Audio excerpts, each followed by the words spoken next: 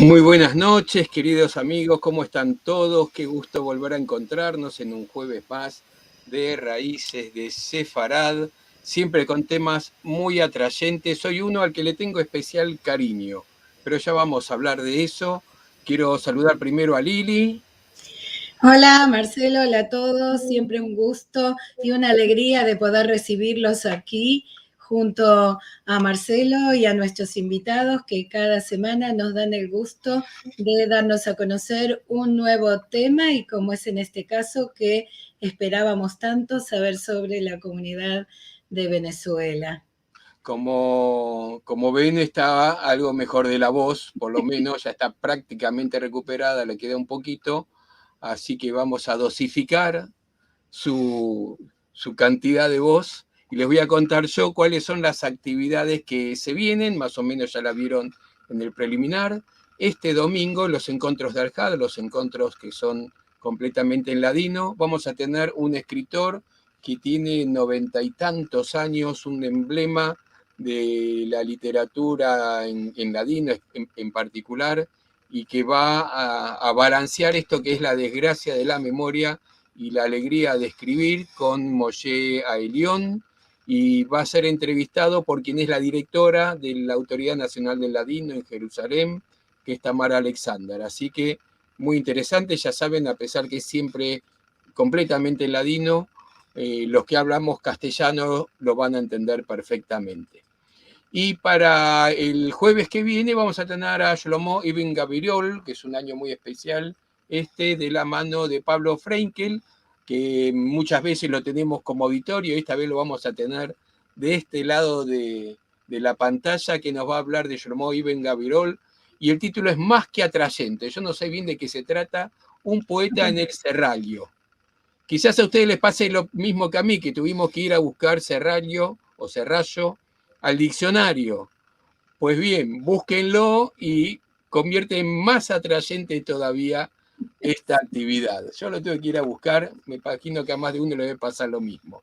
Raíces de Sefarad es lo que tenemos hoy. El magazine Sefaradí ya se publica la segunda parte del origen morisco del gaucho, y esto se refiere no solo al gaucho de Argentina, al gaucho de toda la América colonial, desde la América colonial, así que es muy interesante esta nota. Y los podcasts, ya con el de esta semana, el número 12, que hace María Esther Silverman de Sigüiner, es el último de la serie, que hace una charla imaginaria entre Juana Manso, que es argentina, fue a Argentina, años fines de 1800, y Golda Meir. Así que el último capítulo lo encuentran en Spotify y también, por supuesto, en Sefarad. Y como les decía, estamos para los de Buenos Aires, que empezamos con las actividades presenciales de acá poco menos de un mes, con Sayed y los Yiddish. Tenemos concierto, tenemos un excelente sonido con un gran grupo que vamos a tener. Abrimos otra función, la primera se acabó en 24 horas, se vendieron todas las localidades, porque además es reducida la capacidad por protocolo. Así que hay nueva función, y les digo, porque me fijé hace un ratito, que eran 10 localidades. Así que aprovechan, entran, ahí tienen la dirección eventbrite.com.ar, y si no en sfarad.com, ya saben que ahí encuentran todo. Hay que aclarar, Marcelo, que es en Buenos Aires. Sí, esto es en Buenos Aires y no va por streaming, no va a ir por streaming. Esto es presencial. Y bueno, nos vamos a Venezuela, porque Venezuela es un país muy particular en cuanto a su geopolítica, así que en eso está embebida una comunidad judía que tiene una muy rica historia y un presente que además también queremos conocer.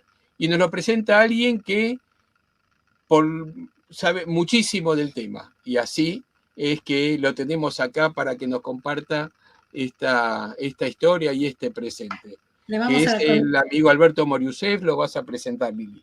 Claro, les voy a contar un poquito a quién tenemos de invitado.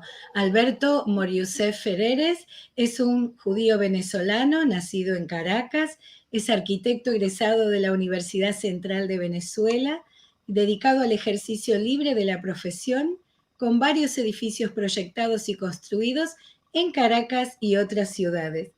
Ha ocupado varios cargos directivos en la comunidad judía de Venezuela. Fue presidente del Comité Venezolano de la Federación Sefaradí Latinoamericana, miembro del Centro de Estudios Sefaradíes de Caracas, miembro fundador del Consejo Directivo del Museo Sefaradí de Caracas, vocal de la Junta Directiva de la Asociación Israelita de Venezuela, secretario general del Comité Venezolano Jerusalén 3000, vicepresidente de la Federación Sionista de Venezuela, coordinador del Comité de Conciliación, Disciplina y Arbitraje de la Asociación Israelita de Venezuela y vocal de la Confederación de las Asociaciones Israelitas de Venezuela. Es un estudioso de la historia y la actualidad del pueblo judío y del Estado de Israel, para lo que ha completado diversos cursos de formación en Israel y otros países. Y es premio Herzl 2006 de la Organización Sionista Mundial. Hola Alberto, bienvenido. ¿Cómo están? Bien hallado. Miren, ya se dieron cuenta que trajimos al mejor que podíamos traer para que nos cuente sobre Venezuela. Bienvenido, Alberto, la verdad que es un gusto, un placer que estés con nosotros. Gracias, Marcelo, Liliana, para mí es un placer estar en un espacio de tanto prestigio, que lo vengo siguiendo hace mucho tiempo. Es un honor, después de maravillarme con tantas actividades que ustedes hacen, encontrar que yo estoy aquí presente también para tratar de compartir un poquito con tan prestigiosa audiencia. Gracias, Alberto, el prestigio de la audiencia y de ustedes, eso es lo que da el prestigio. Te cuento, Alberto, que se fue la pantalla que vamos a compartir, tienes que compartirla de vuelta. Bueno, ahora dame un minuto, solamente un par de agradecimientos y paso a compartirla, ¿no? Bueno, aparte de agradecerle a ustedes la invitación, sí agradecer al Centro de Estudios Sefardíes por la persona de Alberto Benaim, que me dio la sugerencia de entrar en contacto con ustedes para ver si yo podía hablar de este tema. Y bueno, en líneas generales quería comentar que lo que vamos a hablar es historia, en gran parte es historia que tenemos en los libros, tenemos en investigaciones que se puede hacer, pero en mi caso particular, que soy nacido en esta comunidad, que vivo en ella, que vivo en Venezuela, es también parte de los últimos años de una vivencia personal, ¿no? No es solamente una historia teórica. Tuve el privilegio de conocer a algunos de los protagonistas de los últimos años, de momentos importantes en la historia de la comunidad. He enfocado esto un poco partiendo de tratar de asomarme, ¿no? En cada momento que vayamos a comentar del contexto mundial para aquel momento, qué ocurría en Venezuela sobre todo y cómo eso tiene su repercusión en lo que pasó con la historia de la comunidad, ¿no? Y así es la historia en todas las comunidades del mundo, ¿no? Estamos íntimamente ligados a lo que pasa en nuestro entorno y lo que pasa en nuestro país y a nivel general. Yo lo titulé esto Comunidad Judía y no quise, a pesar que el espacio está dedicado, el programa básicamente a la cultura sefaradí y a las comunidades sefardíes, podía también haber hablado de la comunidad sefardí en Venezuela o presencia sefardí, pero en el caso de Venezuela en particular es imposible separar la historia comunitaria de la historia también de los Ashkenazim en Venezuela. Son dos grupos que conforman la comunidad judía, e incluso en otras ramas de los Mizrahim y otros orígenes. Y entonces es imposible, ¿no?, hacer una disección y hablar solamente de la historia de la comunidad sefaradí. Entonces por eso lo quise enfocar, como lo he hecho otras veces, hacia la comunidad judía en general, ¿no? Y como nos dijo, ya nos adelantó un poco Marcelo, es una comunidad muy particular. Nosotros nos encanta que mucha gente nos ha calificado como la comunidad o una de las comunidades más bonitas del mundo por el tema de la integración interna. Y nos gusta, ¿no? Nos sentimos fascinados con ese piropo, con ese elogio, ¿no? Entonces, bueno, trataré un poco de transmitir todas estas ideas en la siguiente presentación. Excelente, Alberto, te dejamos con la gente entonces. Paso ya a compartir pantalla entonces.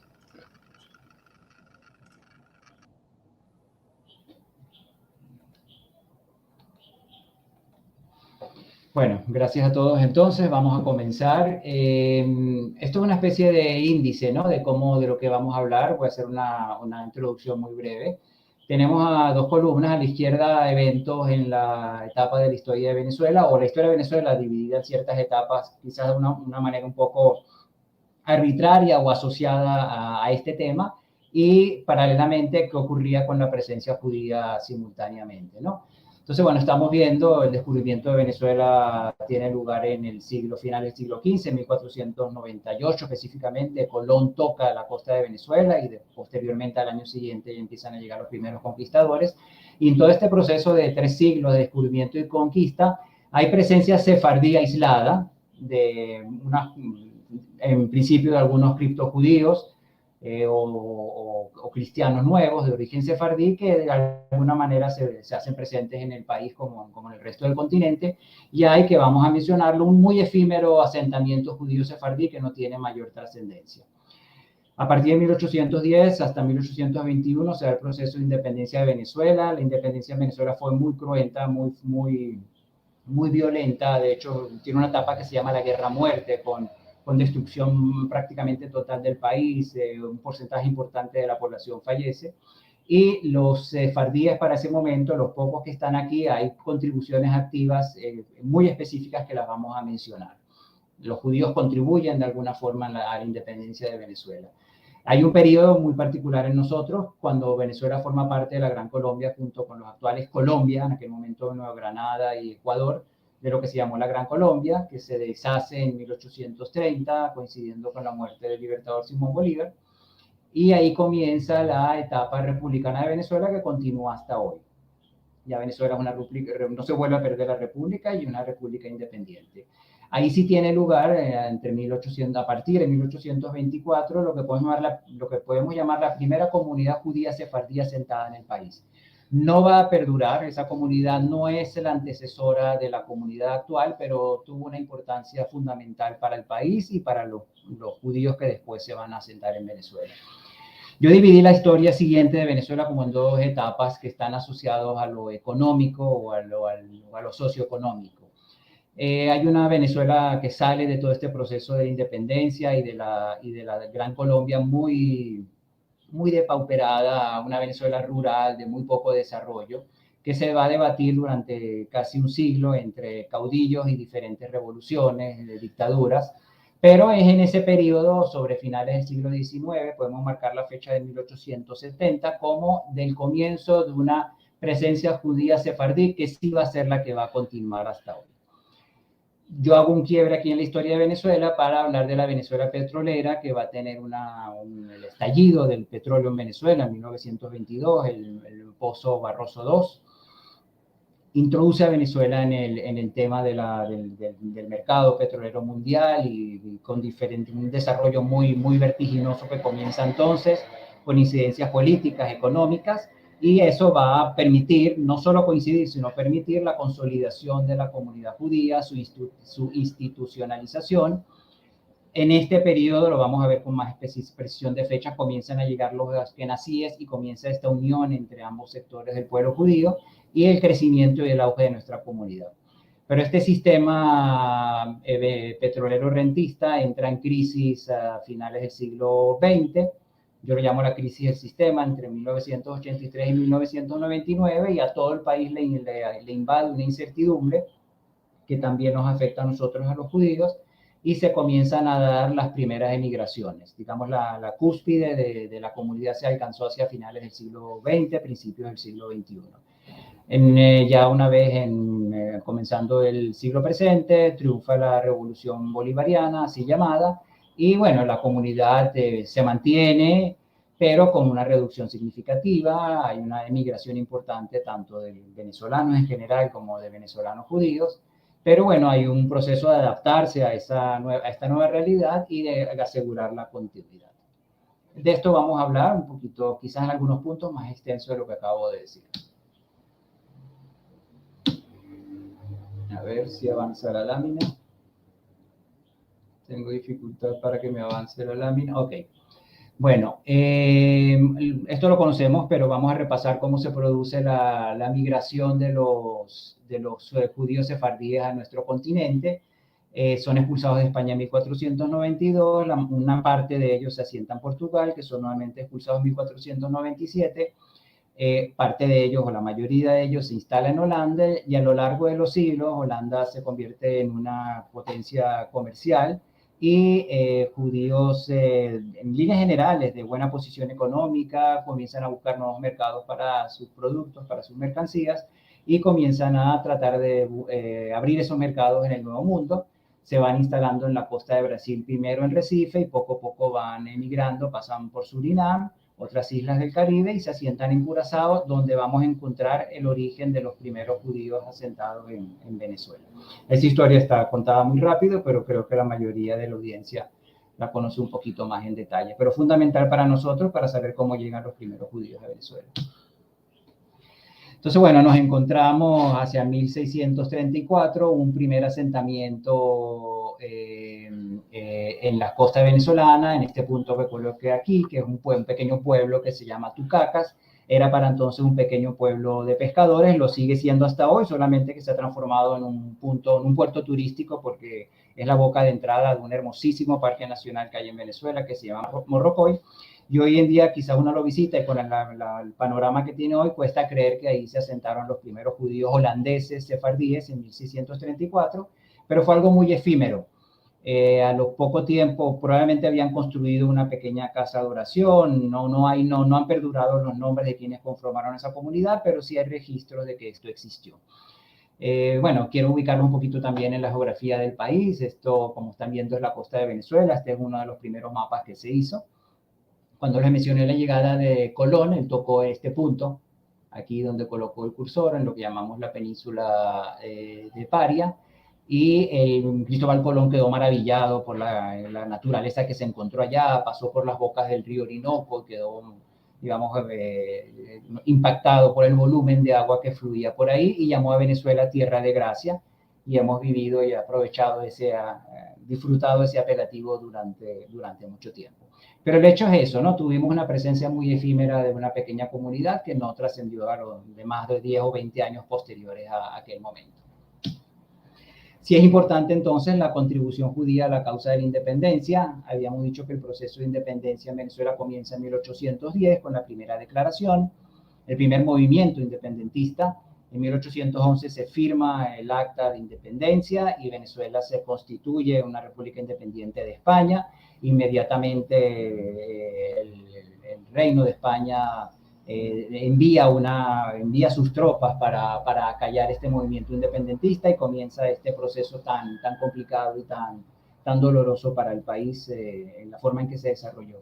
Entonces, en 1812 cae la Primera República y para entonces Simón Bolívar, que era un teniente del ejército venezolano, del ejército revolucionario, independentista, debe exiliarse y se exilia en la vecina Curazao, donde, como habíamos dicho, había una comunidad judía ya bastante asentada.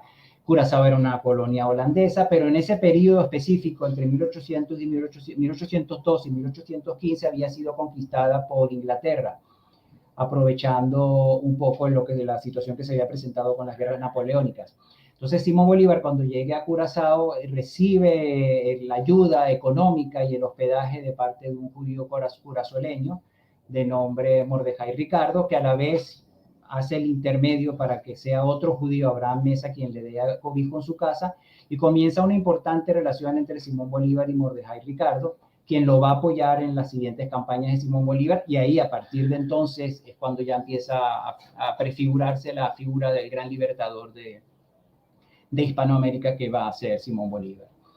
La contribución de los judíos a la independencia de Venezuela no se limita solamente a esta etapa de Bolívar con los judíos curazoleños, sino también internamente. Tengo aquí el retrato del generalísimo Francisco de Miranda, que es el precursor de la independencia de toda Hispanoamérica, no porque él sea judío, no porque él sea sefardita, pero se ha desarrollado, un escritor venezolano, José Chocrón, ha desarrollado una investigación muy interesante del posible origen sefardí de Francisco de Miranda, a través de antepasados no muy lejanos. Quizás su abuelo o bisabuelo fueron criptojudíos que tuvieron que ocultar su identidad para poder sobrevivir a la Inquisición, que vamos a recordar estuvo instalada en todo el continente, y de hecho en Venezuela hubo juicios inquisitorios. No había tribunal, el tribunal más cercano era el de Cartagena, en Colombia, en la Nueva Granada de entonces, pero la Inquisición estuvo activa en Venezuela. Pero una contribución judía más directamente a la independencia va a ser la de Heinrich Meyer, la de Juan de Sola y de Benjamín Enríquez, que fueron soldados en el Ejército Libertador, En principio Heinrich Meyer era alemán y judío, se entiende que era judío, se identificaba como tal, lo mismo que Juan de Sola, que era un judío de las Islas Vírgenes. Benjamín Enríquez quizás no era tan claro en su identidad judía, eso no está muy bien documentado, pero no hay duda de que eran de origen sefardí y fueron soldados en el ejército. Incluso Juan de Sola es el gran héroe, uno de los grandes héroes de la batalla de Carabobo de 1821, a la que corresponde la imagen, y que consolidó la independencia de Venezuela. Entonces, bueno, comienza esta relación entre los judíos de holandeses o portugueses de Curazao con Venezuela. Dijimos en Curazao está una comunidad bastante consolidada, ahí está la famosa sinagoga Mikve Israel Emanuel, que está en pie hasta hoy en día, es un monumento de la nación, del país, de Curazao, de la isla, y la comunidad de Curazao de alguna manera ha sobrevivido hasta hoy. Bueno, vemos ahí sencillamente la cercanía de Curazao a la costa venezolana, y donde da la punta de flecha se encuentra la ciudad de Coro, que es la actual capital del estado Falcón, y en aquel momento era una ciudad de relativa importancia en Venezuela. Llegó a ser la sede de la diócesis, de hecho era la capital de la religiosa, vamos a llamarlo así, de la Capitanía General de Venezuela para esa fecha. Y estos judíos curazoleños, buscando nuevos mercados, se asientan en Coro. A partir de 1824 llegan unas 19 familias y comienzan a desarrollar su vida ahí. Nunca llegó a ser una gran comunidad, puede ser que llegó a tener una centena de miembros en algún momento. No fue una historia muy bonita siempre, hubo algunos motines, no tanto antijudíos, pero sí anti-extranjeros, por cuestiones económicas que se presentaron en la ciudad, y de hecho en 2 ocasiones los judíos de Coro, que no se identificaban como venezolanos, se identificaban como curazoleños o como holandeses, tuvieron que huir y regresar a Curazao. Pero bueno, finalmente unas cuantas familias se quedaron y prosperaron de alguna forma en la ciudad. En 1824, cuando llegan las primeras familias, quiero recordar que todavía Venezuela forma parte de la Gran Colombia, no es una república independiente de Venezuela. Pero ya para entonces el libertador Simón Bolívar había decretado la libertad de cultos y se había eliminado el tribunal de la Inquisición. Entonces eso facilitó que empezaran a llegar judíos. Coro hoy en día no es mucho más grande de lo que fue en aquella época, mantiene un centro colonial muy bonito, que es Patrimonio de la Humanidad por la UNESCO, y está en pie todavía la casa donde funcionó una sala de oración que vamos a ver a continuación. Bueno, tengo primero la imagen del cementerio. Un punto importante de esta pequeña comunidad judía de Coro es que construyeron, o sea, a partir de 1830 se realiza el primer entierro de una niña judía en una parcela que compra un señor de apellido Curiel, y a partir de ahí se desarrolla el cementerio judío de Coro, que es el cementerio activo más antiguo de toda tierra firme, y que esta foto es reciente y que es también patrimonio del Estado Falcón, y creo que pronto será declarado patrimonio de la nación. Tiene unas particularidades porque tiene, como los podemos ver en la lejanía de la imagen, figuras de ángeles, especialmente en las tumbas de los niños, cosa que es una demostración del sincretismo cultural entre los judíos que se asentaron allá y el entorno cristiano en los que vivían. Pero es una de las pruebas más claras de los apellidos de estas familias que se habían asentado en Coro y que van a perdurar esos apellidos en la sociedad venezolana. Esta es la sala de oración que les mencioné. Es una sala de una casa colonial, había pertenecido a un señor de apellido Enríquez, apellido Senior, pero para 1900, finales del siglo XX, habían la certeza de que esta sala era el sitio donde los judíos se habían reunido para rezar, pero no estaba recreada como sala de oración. Por una iniciativa de la gobernación del estado Falcón en aquel momento, y junto con la Asociación Israelita de Venezuela, a través del Centro de Estudios Sefardíes, se hizo una recreación del interior de esta sala, que es lo que estamos viendo. Tuve el privilegio como arquitecto de desarrollar esta propuesta, y también hoy en día está abierta, no como sitio de oración, no hay judíos en Coro hoy en día, pero sí como un sitio de interés particular.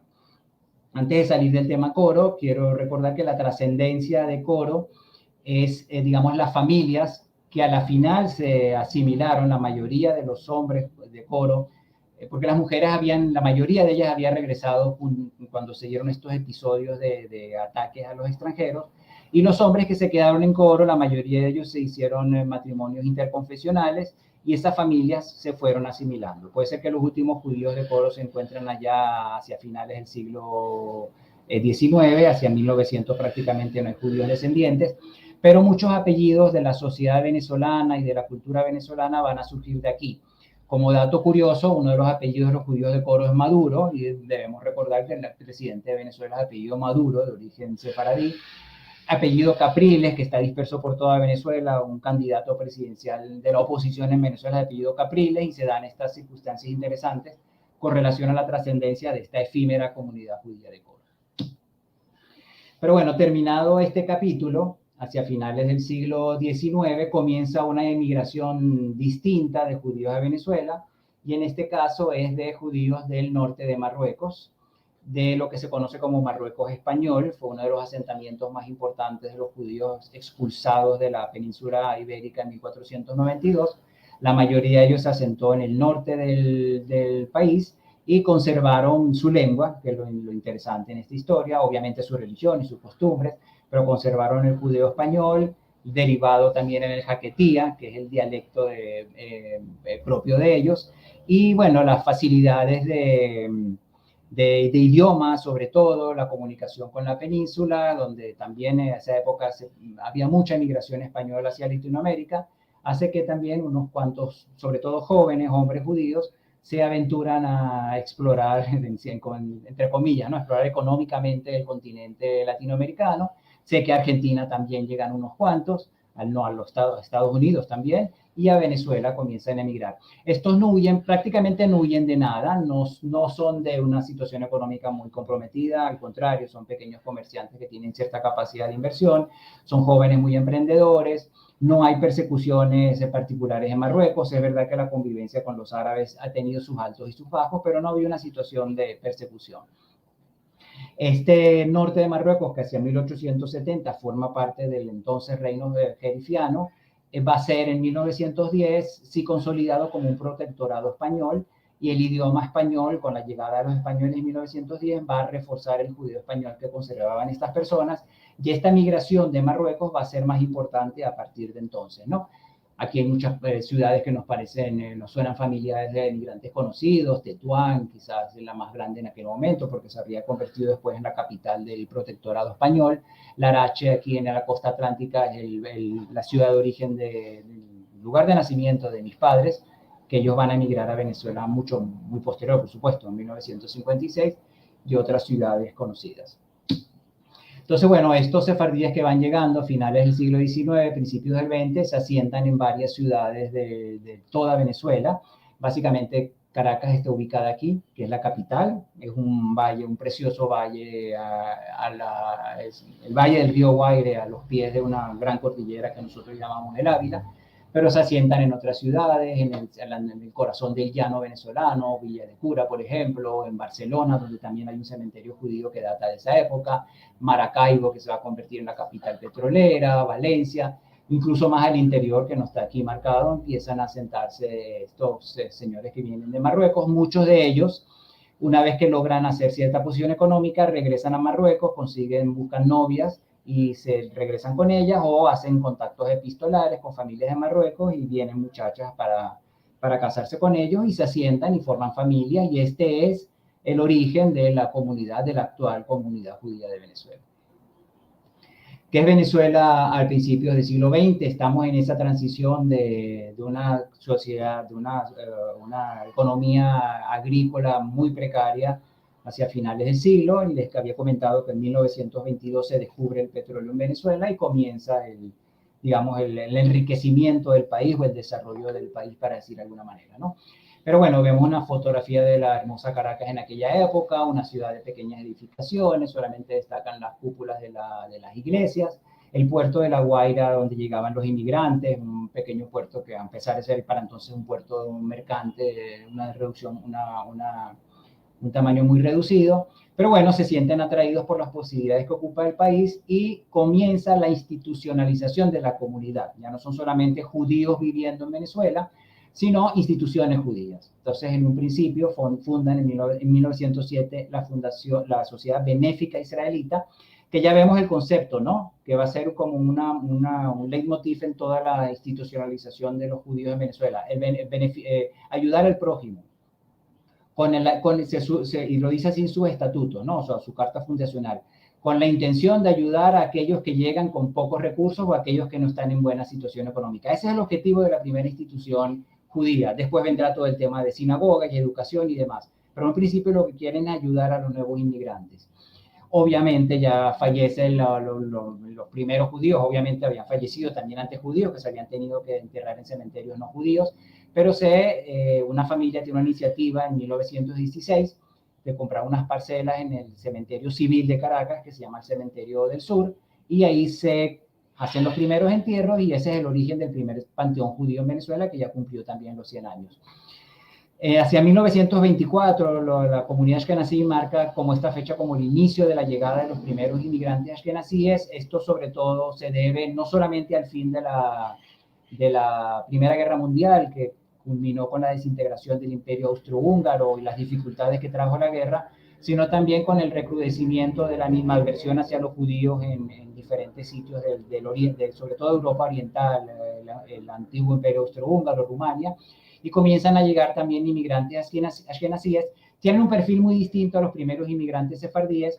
Estos en general vienen huyendo de una situación económica muy difícil, de la pobreza en líneas generales, vienen huyendo también de un ambiente hostil y vienen prácticamente sin nada. Hay historias muy interesantes que se bajaron de los barcos con apenas $5 en el bolsillo, y a partir de ahí lograron asentarse en esta tierra maravillosa que los recibió con los brazos abiertos y le dio todas las oportunidades de vida y trabajo. Entonces, a partir de ahí se dan estos primeros encuentros entre sefardíes y ashkenazíes, desconcertantes seguramente para ambos. Me cuentan algunos que un ashkenazí solamente identificaba a otros judíos y hablaba yiddish, y cuando se encuentra con estos sefardíes que hablaban español, incluso desde sus lugares de origen, a algunos les cuesta entender que son judíos también, y viceversa, cuando los sefardíes encuentran que vienen hermanos de otras regiones. Pero independientemente de quizás algunos choques iniciales, la integración entre ambos comienza inmediatamente. La institucionalización de la comunidad sefardí continúa, y en 1930, después de pasar por otra institución intermedia, se funda la Asociación Israelita de Venezuela, que hasta hoy en día es la institución sefardí única, digamos, y más importante en el país, y que acoge a todos los sefardíes. Ya cumplió los 90 años y sigue con su actividad, de la que hablaremos más adelante. Y en 1936 la asociación tiene esta iniciativa de construir la primera sinagoga comunitaria, y se construye una primera sinagoga en la urbanización El Conde de Caracas. Bueno, esto es una imagen reciente, ¿no? De este primer panteón judío. Obviamente a partir de aquí se han construido otros. Y esta es una imagen de lo que fue la primera sinagoga judía en Caracas. Tuvo que ser demolida en 1943 para dar paso a unas obras de ampliación de la ciudad, de esta ciudad que, como dijimos, con la Venezuela petrolera comienza a crecer. Hay un capítulo muy importante que hay que mencionar. Nosotros lo conocemos como los barcos de la esperanza, porque en 1939, ya con los nazis y Hitler instalados en el poder hace ya varios años, ya incluso anexionada Austria al Reich alemán, y las leyes de Nuremberg hostigando a los judíos europeos, sobre todo alemanes y austríacos, en aquel momento tratan de huir del continente. Muchos recordarán el triste episodio del barco San Luis a través de Cuba y Estados Unidos, que tuvo que regresar a Hamburgo, pero no es el caso del Caribe y el Königstein, que son dos barcos con judíos que huían de la persecución o de las leyes racistas, y que sí, afortunadamente, logran encontrar cobijo en Venezuela. Es caso único de estos grupos de personas que salieron sin visa, salieron sin ninguna seguridad de dónde iban a ser recibidos, pero se da un acontecimiento, una conjugación de dos cosas interesantes. Por un lado, que la pequeña comunidad judía que estaba en Venezuela se moviliza para que sean recibidos. Tienen, digamos, el descaro o la chutzpah, como se dice en ashkenazí, o en hebreo, perdón, tienen el descaro estos judíos de dirigirse hasta el presidente de la República, en aquel momento el general Eleazar López Contreras, un militar, para decirle que hay que dejar que estos judíos desembarquen, y coincide con la buena disposición de este presidente, de su esposa sobre todo, que abren las puertas. Entonces la historia es muy emotiva, uno de los barcos desembarca de noche, cuando el puerto no tenía luz, y entonces los mismos habitantes de la ciudad acercan sus carros hasta el puerto y prenden los faros de los carros para permitir el desembarco. Es una historia muy interesante, muy bonita, digamos, que como es el símbolo de la apertura de Venezuela hacia la inmigración judía, y estos judíos que llegaron se asentaron en el país y, digamos, pues, prosperaron y tuvieron sus familias aquí, sus hijos, sus nietos y hoy en día hasta sus bisnietos. Es el periodo, lo que conocemos como los barcos de la esperanza, está bastante bien documentado. Quien lo quiera buscar por otros medios lo va a conseguir, incluso se han filmado documentales sobre esto. Bueno, entonces estamos hablando ya de la Venezuela petrolera, tiene varias etapas. Vamos a nosotros ubicarnos en 1945, cuando termina la Segunda Guerra Mundial, y coincide esa fecha también con una apertura de Venezuela hacia la democracia.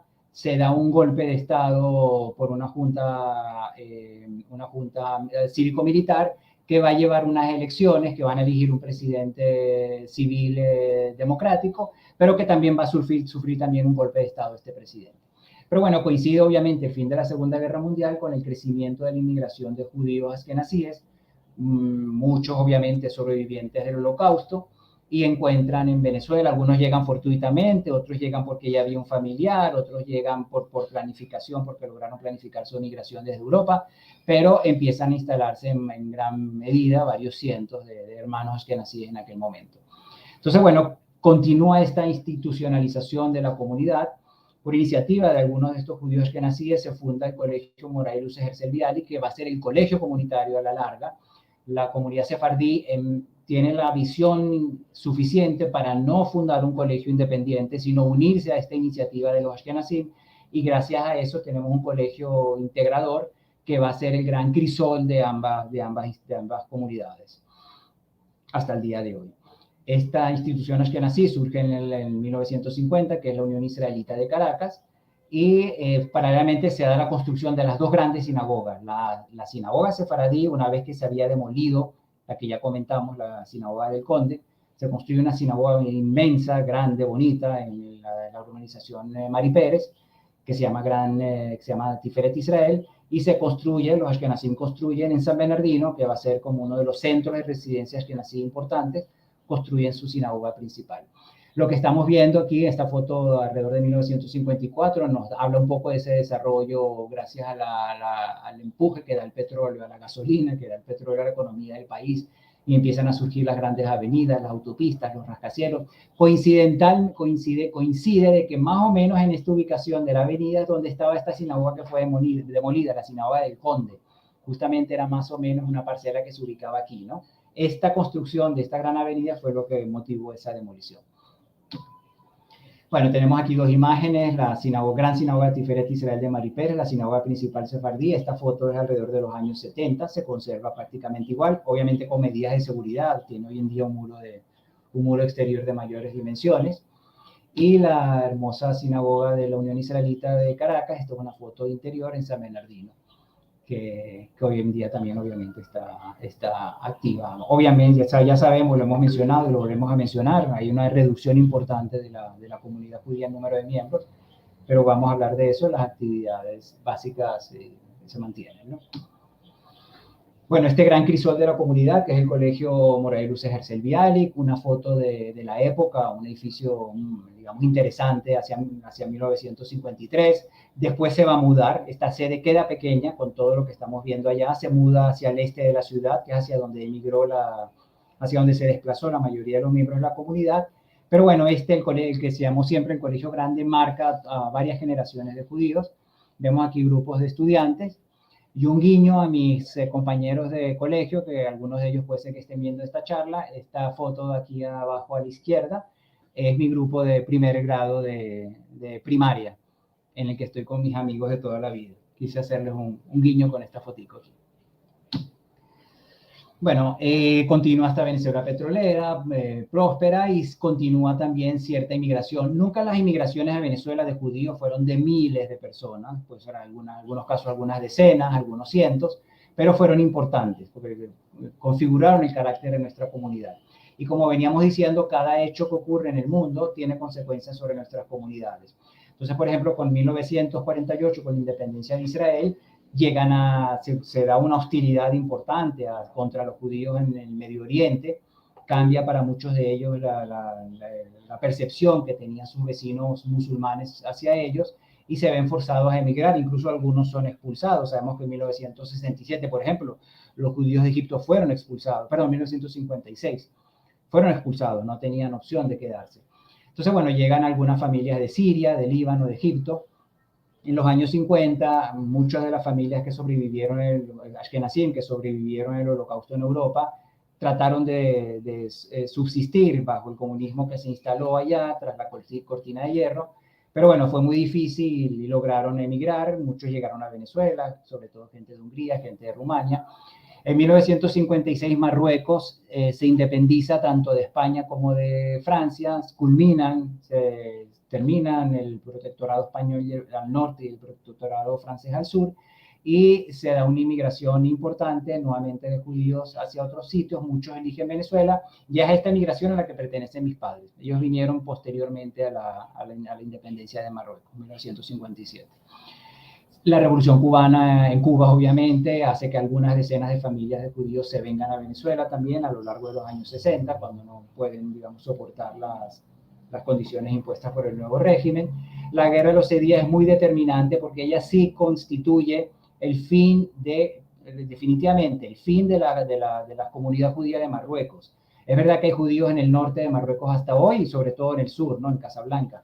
Pero ahí se produce sí la gran emigración, y varias decenas, quizás, no sé si pueden llegar a la centena, judíos del norte de Marruecos, sobre todo Tetuán y otras ciudades, se instalan en Venezuela y es digamos, le dan una configuración muy importante a nuestra comunidad. También llegan más judíos de Siria en aquel instante, y es interesante, ya que esta charla la estamos haciendo con los hermanos de la Argentina. En los años 70 se dan las dictaduras del Cono Sur, y también comenzamos a recibir, yo lo recuerdo como estudiante en el colegio, en mi primaria de Moral y Luces, recibir compañeros y sobre todo profesores, morim, directivos que se van a dedicar un poco al desarrollo del Club Hebraica de Argentina, Uruguay y Chile, y van a hacer una contribución muy, muy importante también al desarrollo de la institucionalidad comunitaria. Como dije en un principio, no son grandes olas de migración, pero son muy determinantes en nuestra pequeña historia. Entonces, bueno, nos estamos acercando hacia el fin del siglo XX. Venezuela goza una democracia ya continua desde 1958. En 1958 fue derrocada la última dictadura y comienza la alternabilidad democrática, básicamente el bipartidismo, un partido de un perfil social cristiano se alterna el poder con uno de perfil de socialdemócrata, adecos y copellanos, como los conocemos nosotros. Y bueno, entre la democracia y la prosperidad petrolera, un país donde hay mucha inversión, Caracas creció, ya si tenía 90.000 habitantes a principios del siglo XX, ahora tiene 3 millones de habitantes, se desarrolla a todo lo largo de la falda de la cordillera del Ávila, más edificios, más rascacielos, se construyó el metro de Caracas, que fue determinante en el desarrollo de la ciudad, y también hay más gasto. La corrupción comienza a formar parte del léxico de los que ostentan el poder y de las personas que tienen que sufrirlo. Y bueno, esta frase, todos los venezolanos que me están oyendo la tienen grabada en la memoria, porque el bolívar es una moneda muy fuerte, es una de las monedas más fuertes del mundo. Entonces los venezolanos, los que tienen dinero, pueden viajar y pueden comprar apartamentos en Miami y pueden disfrutar de todo el mundo, y se populariza esto del está barato, dame dos. Iban a Estados Unidos y preguntaban ¿cuánto cuesta esto? $10 o $15 o $20, $100, está barato, dame dos. Y bueno, y esa es la Venezuela. Algunos le llamaron la Venezuela saudita de finales del siglo, de los años 70 a los años 80, muy estimulado también por las crisis petroleras, la guerra fíjense cómo se liga la historia de Israel con la historia de Venezuela, porque la guerra del Yom Kippur en 1973 tiene como consecuencia un embargo petrolero que tiene como consecuencia una subida de los precios del petróleo que hizo que en Venezuela fluyeran los dólares de una manera extraordinaria. Entonces esto, obviamente, la comunidad judía de alguna manera también logra digamos, beneficiarse de las oportunidades que el país brindaba, y hay un clima de desarrollo, de crecimiento institucional. Pero bueno, eso tiene otra cara también, que es la cara de la pobreza. No hubo nunca igualdad de oportunidades. O sea, podríamos decir que hubo igualdad de oportunidades, pero no se alcanzó nunca un nivel de prosperidad para todos los sectores. Es verdad que durante estos 40 años de democracia, cualquier persona, cualquier joven venezolano podía acceder a una universidad que eran gratuitas. La Universidad Central de Venezuela, una de las mejores universidades del mundo para entonces, era absolutamente gratuita. Cualquier joven podía estudiar, aunque no tuviera recursos, graduarse y adquirir conocimientos, educación y trabajo. Pero la brecha socioeconómica igualmente se amplió. Esto que nosotros llamamos los ranchitos, no recuerdo cómo lo llaman en Argentina, tiene otra palabra, digamos las viviendas precarias, prosperan alrededor de las grandes ciudades, los cinturones miseria, creo que ellos le dicen así. Y bueno, se produce una devaluación en 1983, la primera vez que se devalúa la moneda en más de 20 años, de una manera muy acelerada. Comienza el empobrecimiento de la clase media. Las sociedades, hay un estallido social, se puede analizar si fue espontáneo, si fue provocado, pero lo conocemos como el Caracazo, que fue traumático para quienes lo vivimos, digamos, de ver realmente la cara de la necesidad, y como se dice en muchas de estas ocasiones, eso sacó lo mejor y lo peor de la sociedad venezolana. Entonces surge ya la figura de Hugo Chávez, se dan los intentos de golpe de Estado en 1992, entonces comienza esta incertidumbre de hacia dónde va Venezuela, qué nos ofrece, qué le ofrece a mis hijos, qué le ofrece a mis nietos. En 1993 hay una ruptura democrática de alguna forma, porque es verdad que dentro de la democracia se juzgó a un presidente de la República en ejercicio, pero también, digamos, mostró fragilidad de los partidos políticos. Una crisis bancaria importante en 1994 hasta el 98, coincide con una caída de precios del petróleo en aquel instante, y bueno, todo esto prepara un esquema para que en 1998 Hugo Chávez gana las elecciones y decreta o lanza la Revolución Bolivariana, que va a ser, digamos, determinante en el desarrollo de la nación y de la comunidad a partir de entonces, ¿no? Sobre todo por el tema económico. Bueno, me parece interesante hablar de las relaciones Venezuela-Israel. Creo que... no, ya va. Puse aquí... Sí, correcto. Me parece interesante, ya que hablamos de la llegada al gobierno de Hugo Chávez, es interesante hablar del tema de las relaciones Venezuela-Israel. Siempre fueron muy buenas. Venezuela es precursora en el reconocimiento de Israel, tanto así que en 1946 personalidades venezolanas no judías crean un comité que se llama Comité Venezolano Pro-Palestina, en aquel momento solamente pro-Palestina, se entiende hoy en día que es pro-Palestina hebrea, para hacer el lobby suficiente ante el gobierno nacional para que en la eventualidad de una resolución en la ONU a favor por la partición de Palestina se apoyara. Y efectivamente es así. Venezuela vota a favor de la resolución 181, que llaman la resolución de Palestina, de la partición de Palestina. Inmediatamente Venezuela reconoce a Israel como Estado independiente, tan pronto como en 1952 se establecen relaciones diplomáticas. Surgen instituciones de amistad, el Instituto Cultural Venezolano Israelí, la Cámara de Economía, donde han participado judíos, pero que el motor de ellas no han sido precisamente los judíos quienes han llevado esta relación hacia adelante. Bueno, en todo este periodo hay convenios, visitas de lado y lado, de personalidades, de técnicos, de maestros, de políticos.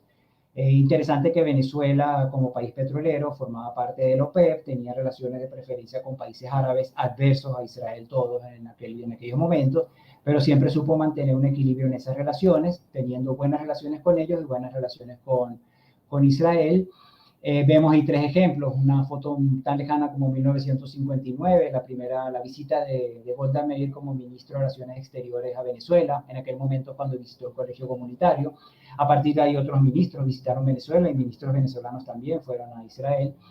Tanto así que en 1998, cuando se conmemoraron 50 años de la independencia de Israel, Venezuela sacó varias estampillas sobre esta efemérides, y sobre todo tenemos de los pocos países que tienen a Teodoro Herzl una estampilla de un país, de otro país. Y aquí la tenemos el ejemplo. En ese periodo el intercambio cultural, Doña Bárbara se tradujo al hebreo, esa es la portada, Doña Bárbara en hebreo. La presentación fue con la presencia del presidente de la República de aquel entonces, Rómulo Betancourt, la presencia del escritor, Rómulo Gallegos. O sea, era una relación muy próspera para, digamos, lo limitado que podía ser la economía de Venezuela en aquel instante y la distancia con Israel. Pero bueno, a raíz del año 2000, el gobierno de Venezuela muestra un mayor acercamiento a países y personas, organizaciones que son adversas a Israel. Obviamente todo está relacionado con el esquema del antiimperialismo, y aumenta la retórica anti-israelí, se empieza a dar al respaldo a resoluciones contra Israel en foros internacionales, en la ONU. Y hay un punto crítico en 2009 cuando el gobierno decide romper las relaciones con Israel. Eso fue durante una de las guerras de Israel a raíz de una de las campañas palestinas contra Israel y la respuesta israelí. Entonces eso culmina con la ruptura de relaciones, y esto que hemos hablado de esta retórica anti-israelí se mantiene digamos, en el gobierno hasta el día de hoy. Ahora, bueno, ya acercándonos un poquito al final, después creo que quedará abierto para preguntas y comentarios. Quiero asomar un poquito el perfil de la comunidad judía de Venezuela, por decirlo de alguna manera. Es una comunidad integradora, internamente, hacia lo interno, ¿no? Hay mucha integración social y familiar entre sefardíes, ashkenazíes, religiosos y poco observantes, más y menos pudientes. Realmente siempre habrán excepciones, siempre habrá quienes hayan sentido algún tipo de rechazo por una u otra situación, pero en líneas generales la mayoría de las familias hoy en día en Venezuela, incluso de aquellas que ya han emigrado en los últimos años, vamos a llamarlas mixtas, ¿no? Matrimonios entre ashkenazí y sefardíes.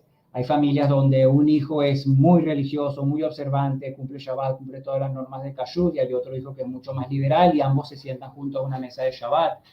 El tema económico rara vez ha sido como una barrera para que digamos, la comunidad los miembros de la comunidad puedan interactuar. O sea, más allá del tema de las ayudas que la misma comunidad pueda dar, es la disposición de los miembros de la comunidad a compartir con los demás. Repito que seguramente quienes me escuchan dirán que han conocido o sentido ocasiones en que la integridad no ha sido, la integración no ha sido tan bonita como quizás yo la pinto, pero en líneas generales es así, ¿no? Y bueno, como en todo matrimonio, obviamente pueden haber diferencias también, ¿no? Esta integración no solamente es social y familiar, sino también es institucional. Yo había hablado de la creación de la Asociación Israelita de Venezuela como institución sefaradí y de la Unión Israelita de Caracas como instituciones que nací, pero enseguida se dieron la mano. Quizás en el primer momento solamente con el colegio, pero a partir de ahí con el Centro Deportivo Hebraica, que de un principio es comunitario. La red de asistencia social trabaja coordinadamente entre ambas instituciones. El ente representativo ante la nación y ante instituciones extranjeras, que es la CAIF, es compartido por ambos. La separación se mantiene por razones normales, lógicas, en el tema de sinagogas. Los ritos ashkenazí y sefaradí obviamente no son mismos. La Hebra Kadishá también trabaja por separado, y el Kashrut también hay ciertas normas que no son idénticas entre ashkenazí y sefardí. Pero fuera de eso, lo demás, las comunidades, las dos instituciones, trabajan integradamente. Hay una mayoría tradicionalista dentro de la ortodoxia. Los movimientos conservadores y reformistas no prosperaron en Venezuela. Hubo una sinagoga conservadora en algún momento, pero bueno, quizás por el origen tanto de los ashkenazí como los sefardíes, que todos venían de comunidades ortodoxas, aunque no sean muy observantes.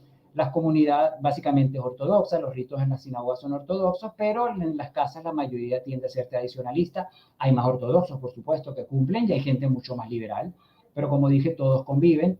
Son dos sinagogas principales, la de Mari Pérez, cuya foto vimos, aunque tiene hoy en día vamos a llamarlo así, una sucursal en el este de la ciudad, porque la comunidad, los miembros se mudaron, la mayoría, hacia ese sector, y tiene como una sucursal principal hacia el este de la ciudad, que se llama Tiferet Israel del Este, y la sinagoga principal de los Ashkenazim, que es la de la Unión Israelita en San Bernardino. También hoy en día viven muy pocos judíos en San Bernardino, la mayoría se fue hacia el este, y también tiene su sucursal en una urbanización que se llama Altamira. Un must de la comunidad es que los servicios comunitarios sean accesibles para todos. Nadie se queda fuera del colegio por no tener recursos, la comunidad lo subsidia. Nadie se queda fuera del deportivo por no tener recursos, puede perfectamente disfrutar de todos los bienes y servicios con subsidio de la comunidad, y ese ha sido el criterio. y bueno, sin contar con la ayuda social en otras cosas, ¿no? La ayuda, asistencia en tema de médicos, tema de comida y tantas otras cosas. La comunidad judía, como toda comunidad de Venezuela, como toda comunidad en el mundo, solidaria con la sociedad venezolana, con el mantenimiento de orfanatos, con el mantenimiento, con ayudas puntuales a ciertas cosas. Traigo como ejemplo justamente el día de hoy, y es una coincidencia, si es que existen las coincidencias, lamentablemente hubo un deslave importante en un estado del interior de Venezuela que se llama Mérida. Muchas familias quedaron afectadas y hoy la comunidad venezolana judía se activó para recoger ropa, comida, frazadas, etcétera, para ayudar a estos que sufrieron las calamidades de las lluvias en Venezuela. Es una comunidad sionista. Obviamente esta buena relación de Venezuela con Israel ha ayudado en eso. El origen de los inmigrantes también ha ayudado en ese sentido. Los judíos sefardíes de Marruecos siempre se identificaron con Israel. Los que llegaron del centro de Europa venían con esa identidad con Israel. Y Israel ha estado siempre como el norte en la educación. El departamento, la SOCNUT, siempre ha activado en Caracas. Y nuestras actividades de Israel tienden a ser las más importantes, la celebración de Yom Ha'atzmaut. Como días nacionales, por supuesto, recordamos todos los años Yom HaShoah, etc. Y a nivel de Aliyah, es una comunidad que quizás no ha sido de las que más Olima ha producido hacia Israel. Siempre fue como muy discreto, ha crecido en los últimos años, sin duda está asociado con el factor socioeconómico, también con el deterioro de la calidad de vida en Venezuela, pero Israel sigue, gracias a Dios, recibiendo judíos de Venezuela prácticamente todos los meses. Una comunidad de mucha actividad cultural y recreativa, de todo nivel. Cuando había muchos recursos, pasaban por la comunidad grandes estrellas de la cultura judía, exposiciones, eventos. De cualquier forma, hoy en día se mantienen. Es verdad que la pandemia limita un poco las cosas que se pueden hacer, pero si hablamos hasta hace 2 años, la actividad cultural ha tratado de mantenerse pese a todas las dificultades. Y es importante hablar del aporte al desarrollo a Venezuela por parte de los judíos en todos los campos, no solamente como comunidad, sino como individuos. Entonces, es emblemático que el único premio Nobel venezolano es un judío sefaradí, que es Baruch Benacerraf, ya fallecido, por supuesto, ¿no? Pero ganó el premio Nobel de Medicina, nacido en Venezuela, desarrolló su carrera en el extranjero. Uno de los principales museos de arte moderno en Venezuela fue iniciativa de una judía venezolana, Sofía Inver. Médicos, constructores, escritores, poetas, en todas las áreas judíos han aportado al desarrollo en las artes escénicas, en la cultura, en la diversión, en todo lo que nos podamos imaginar, ¿no? Y bueno, creo que es importante donde estamos, con quien estamos haciendo esta actividad, que hable específicamente de la cultura sefaradí en la Asociación Israelita de Venezuela. Tenemos 2 entes, 2 instituciones a la vez afiliadas a la asociación, que son las que se dedican a difundir la cultura. Una de ellas es el Centro de Estudios Sefardíes de Caracas. Fue fundado en 1980. Saca trimestralmente la revista Maguen Escudo, que es una revista de altísimo nivel de contenido cultural, educativo, judeo-sefardí, judeo-sionista y judío en general. Ya va por el número 184. El Centro de Estudios tiene 20 libros publicados en diferentes áreas, sobre todo en el tema de recordar las comunidades de origen de los judíos sefardíes. Entonces hay libros sobre Tetuán, sobre el Arache, que por cierto lo escribió mi mamá, sobre diferentes temas, muchas publicaciones. Las semanas sefardíes, ya se han realizado 14, esperemos que cuando pase toda esta eventualidad se pueda realizar la próxima. Y bueno, y constantemente seminarios, cursos, conferencias. Otra institución fundamental en la cultura sefardí es el Museo Sefardí de Caracas, cuya junta directiva fundadora tuve la suerte de formar parte. Funciona en la sede de la sinagoga principal, de la sinagoga de Mari Pérez. Fue fundado en 1999, tiene una importantísima colección de objetos cotidianos, de judaicas, de objetos religiosos, de una colección de obras de arte de judíos venezolanos interesantísima. Ha realizado diferentes exposiciones de varios formatos. Traje como ejemplo esta exposición que se llamó Los sefardíes, vínculo entre Curazao y Venezuela, que justamente contó esta historia de la que yo hablé muy brevemente. Y fue una exposición que se hizo en una sala nacional, no dentro de los predios de la comunidad, que fue visitada, si no recuerdo mal la cifra, por 30.000 personas en un espacio de un mes. Junto con las exposiciones hace publicaciones de las exposiciones más importantes. tiene un libro de arte de artistas venezolanos, que es realmente una obra de arte que se ha tratado de utilizar para conseguir fondos para el museo. Y bueno, también hace sus propias conferencias, cineforos, etcétera, ¿no? Entonces, bueno, yo con esto hice un repaso muy rápido de nuestra historia y nuestro presente.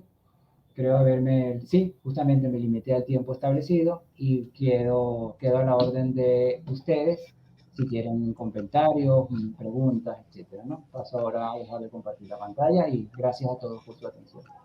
Una maravilla, Alberto. La verdad, hemos recorrido la historia y como decimos siempre, uno sale con ganas de meterse en los detalles de cada una de todas esas etapas que contaste.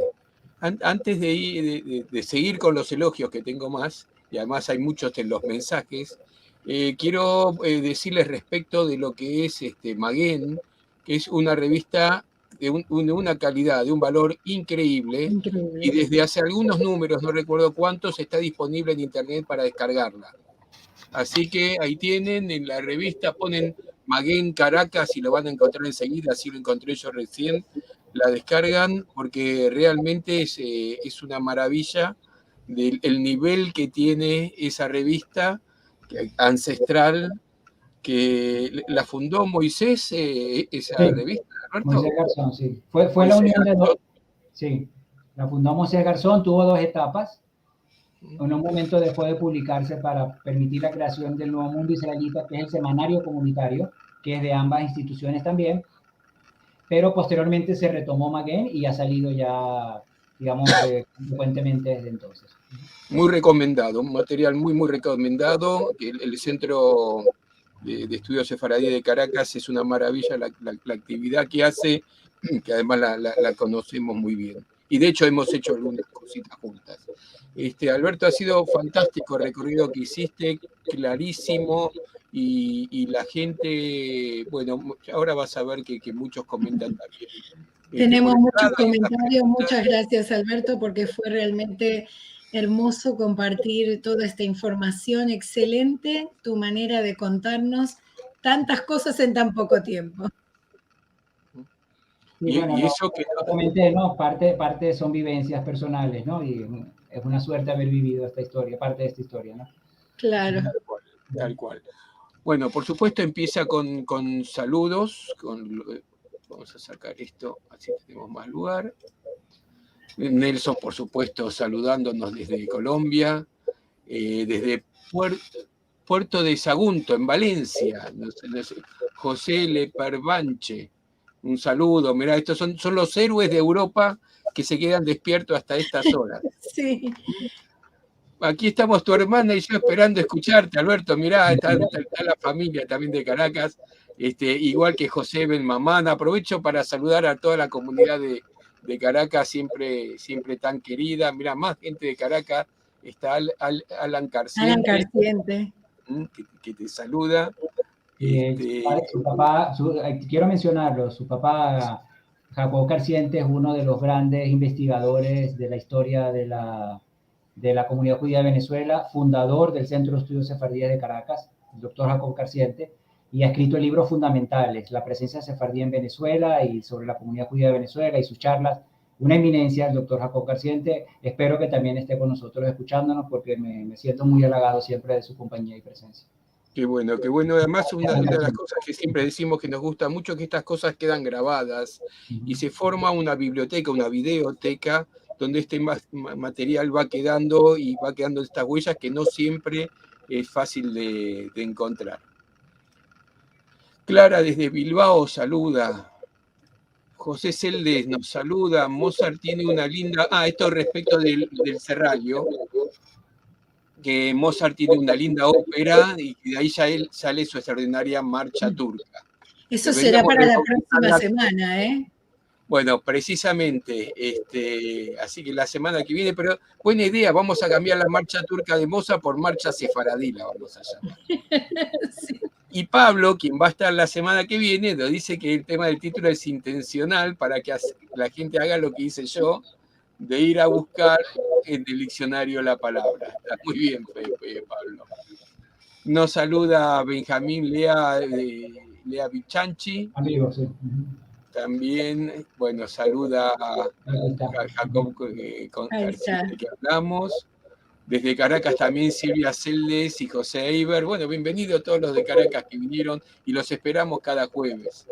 Hola de San Diego, esto es más andote. Carla, nuestra amiga Carla Sittonberg, cantante ella, que dice, muy interesante, dice que su productor es venezolano, pero que no es judío, y te agradece esta gran lección, haciendo sus esfuerzos con el ladino, porque ella está aprendiendo ladino. Estudiando ladino, sí. Saluda desde Montreal, Oro Librovich. Mira, otro lujo que nos damos. Sí, Orito, qué gusto escucharte, de saber de ti. Hablando de los marroquíes y de la jaquetía. Qué bueno saber de ti. Isaac Naón te saluda desde Ottawa. Admirado, Isaac. Invítalo un día, Marcelo. Y acá Benjamín hace una pregunta. ¿En la antigua sinagoga del Conde fueron incorporados algunos elementos como mobiliarios, vitrales, etcétera, a la sinagoga de Mari Pérez? Sí, se rescataron los vitrales que están en la sinagoga de Mari Pérez en la parte alta, en la sala de las mujeres. Los vitrales ahí son los originales del Conde, que son, si no me equivoco, son 12. Y el mobiliario, tanto la teba, o sea, donde la bimá, donde colocamos el Sefer Torah, como el arona, uno lo llama arona kodesh, nosotros lo llamamos el ejal, donde se guarda el Sefer Torah, están instalados en la que llamamos la sinagoga pequeña de Mari Pérez. Tenemos una sinagoga de diario, hay una salita más pequeña anexa a la gran sinagoga, y ahí está el mobiliario original del Conde. Incluso las puertas se habían instalado en la entrada de la sinagoga, pero una ampliación posterior de la sinagoga de Mari Pérez se tuvieron que cambiar, ¿no? Pero efectivamente, eso habla del delicado trabajo que hicieron. Sí. Pregunta Oro, ¿cuántos judíos quedan hoy en Venezuela? Unos cuantos miles todavía. Sí.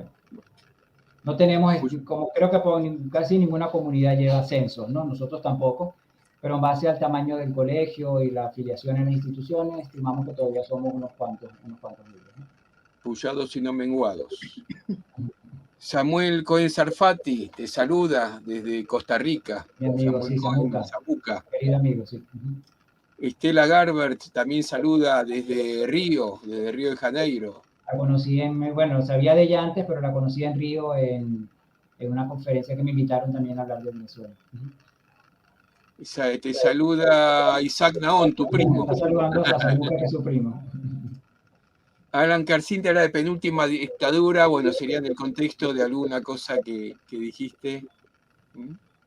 Bueno, se saludan Emilio con Samuel ahí, Raquel se saluda con Estela, Alan aclara que en el 90 comienza la dictadura, Betty Estrada, bueno, está contando, a ver, gracias Estela, bueno, saluda a Bernard Miller desde Londres, saluda a todos, te agradece a ti por la presentación impresionante. Bernard es otro de los héroes que está todos los jueves a la 1 de la mañana en Europa.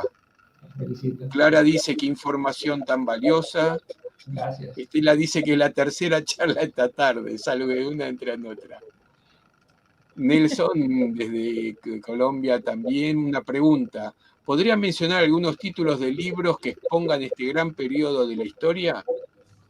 Bueno, no sé si lo vas a conseguir afuera, pero si te pones en contacto con el Centro de Estudios Sefardíes de Caracas, que como ya lo dijo Marcelo, tiene su página web, está ahí básicamente los libros del doctor Carciente, ambos, el de la presencia judía y el otro que se llama La Comunidad Judía de Venezuela. Quizás cierran hasta cierto momento, porque creo que el último fue publicado sobre los años 90. Lo más reciente no está recogido en un libro. Bueno. Pero puedes armar, digamos, entre ellos y otras informaciones, rompecabezas. Y en otras veces que he dado esta charla siempre ha surgido el tema, ¿no? Del gran libro que reúna todo el tema de la comunidad judía de Venezuela, porque también sobre la parte ashkenazí hay unas monografías escritas por Mario Nassi, que fue nuestro profesor de historia hebrea, muy respetado, con investigaciones muy interesantes, y la Dirección de Cultura de la Unión Israelita de Caracas, que es la institución ashkenazí, también publicó unos fascículos que se llama Noticias de una Diáspora, que tienen también muchos testimonios. No tenemos lo que recoge todo, ¿no? Ojalá un verdadero historiador se abocara a esta tarea de contar la historia completa. Pero bueno, creo que googleando, como se dice, un poco Centro de Estudios Sefardíes, Dirección de Cultura, Museo Sefardí de Caracas, puedes conseguir alguna información de esto por escrito, ¿no? Con Nelson seguridad. es un devorador de libros, Nelson. La semana que viene le estamos mandando 8 kilos de libros. Ya está saliendo Nelson la semana que viene. Bueno, Sí, en el centro de estudios realmente te puede canalizar y de una vez también con ellos lo que te interese de lo publicado por el Museo Sefardí, que no son, digamos, no van directamente al tema historia porque tienen siempre que ver con el tema arte, pero ahí se puede completar, ¿no? Perfecto. Jorge Iber habla de una comunidad extraordinaria en todos sus aspectos. Mira, y lo dice Jorge, que es un argentino residenciado en Venezuela, Marcelo. Ah, mira. Ah, muy bien. Bueno, yo conocí muchos argentinos que fueron para allá. Tengo entendido que los publicistas, por ejemplo, fue un campo muy, muy ocupado por argentinos. Bueno, también el director de Beneverí, me acuerdo, de Claudia Bruj, un amigo también estuvo por ahí. Jorge que nos escribió ahora fue director del Betabot.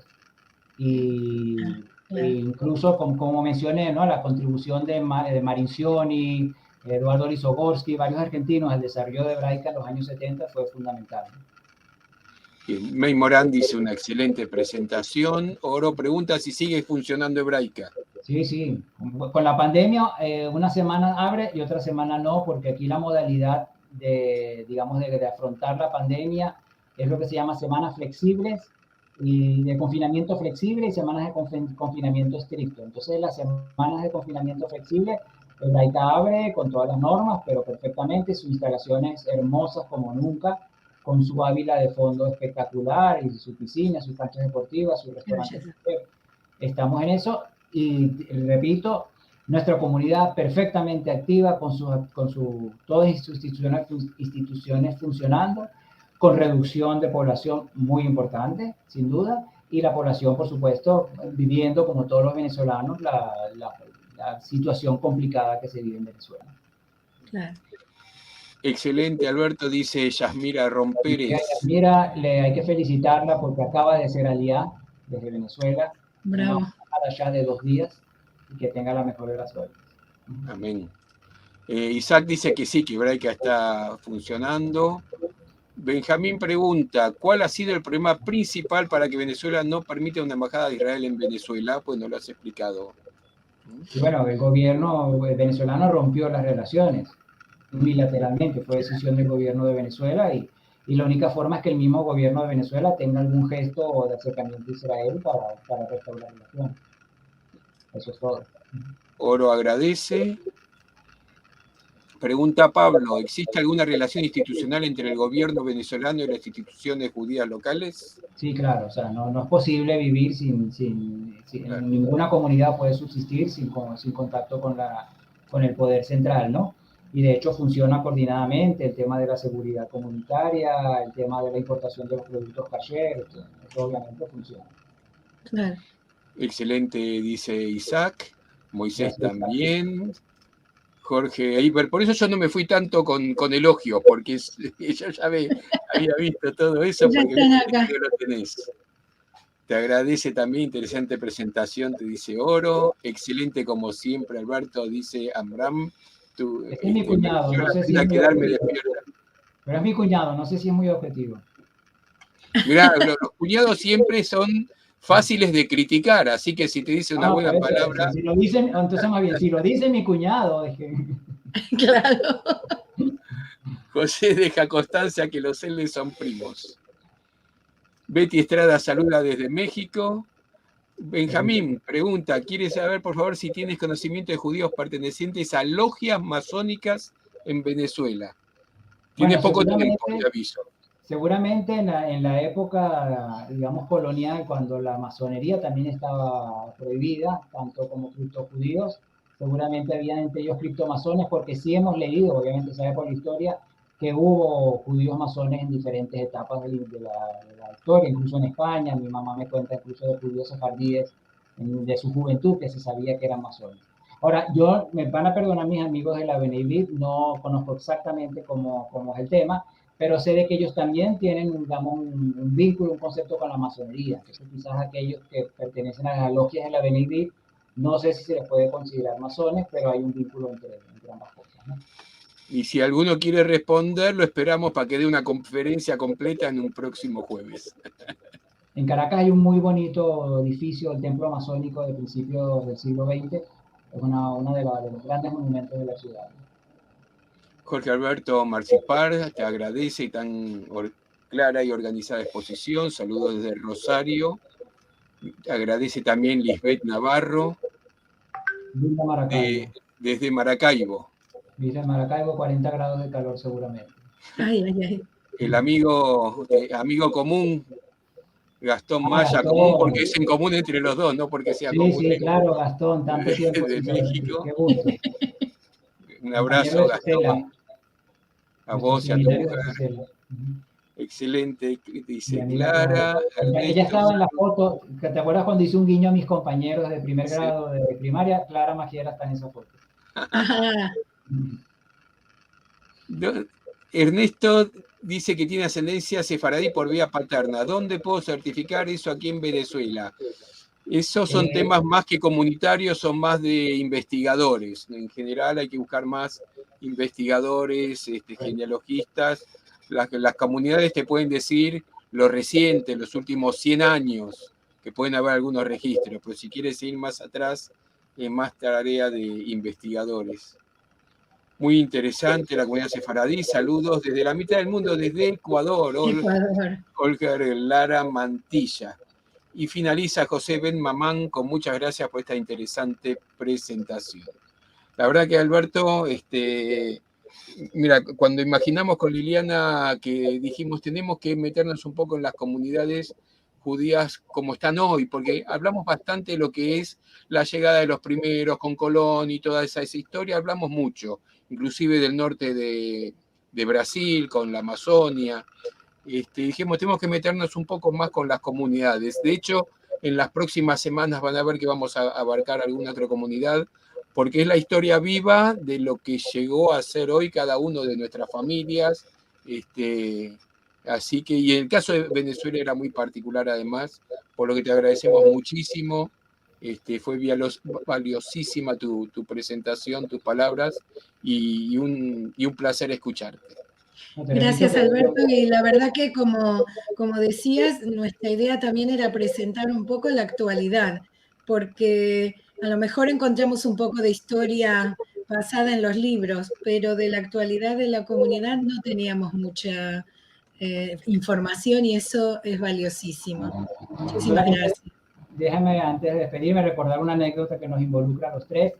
Que bueno, no lo dije antes, pero Marcelo, Liliana y yo nos conocimos en Istambul, en un encuentro de herencia. Y bueno, entre tantas vivencias allá, quiero solamente recordar cuando le pedí a Liliana y me dio el gusto de escucharla cantar en el anfiteatro griego de Esmirna. Sí. Perdón. Es verdad. En Éfeso. En Éfeso. Sí. Y bueno, en ese escenario, con esa acústica, fue un placer. Así que... Fue una maravilla ese encuentro y ese momento era imperdible. Me lo hubieras dicho antes, mostraba la foto, tengo la foto por ahí. Para la próxima, siempre hay que dejar. Para la próxima. Gracias, Alberto. Nos vamos a ir con, bueno, como lo solemos hacer, recordándole que nos encontramos cada domingo y cada jueves, los domingos con los encuentros de Al-Had, los jueves con las raíces de Sefarad, vamos a encontrarnos con Pablo Frenkel y Shlomo Ben Gabirol. Busquen en el diccionario Serrallo, búsquenlo, vale la pena y se van a entusiasmar para venir el próximo jueves. También para escuchar la radio a través de Radio Sefarad. Verán que no dice Radio High, el programa no está saliendo por Radio High, es solo Radio Sefarad.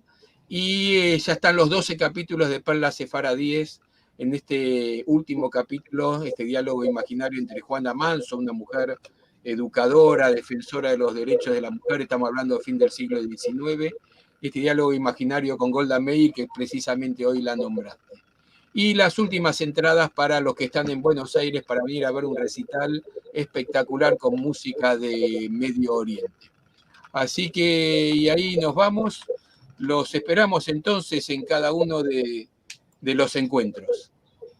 Hasta la próxima. Un placer.